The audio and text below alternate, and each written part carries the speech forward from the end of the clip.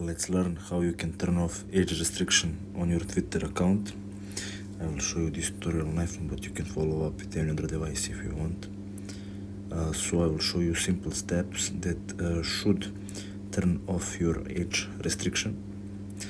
Without any delay, let's start by opening X application. You will have to go to your profile by clicking on icon in top left corner. Now click again on your icon and then click edit profile button, and this should show your birth date.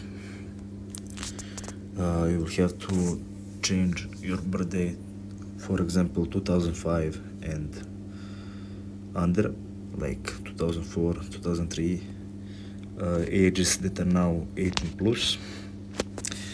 What you can also do is to go to settings and privacy, go to privacy and safety, and click on content you see. Here it will appear sensitive content checkbox. Just click on it so you can see sensitive content, and that will turn off your age restriction and show you 18 plus stuff. So thanks for watching and see you in the next video.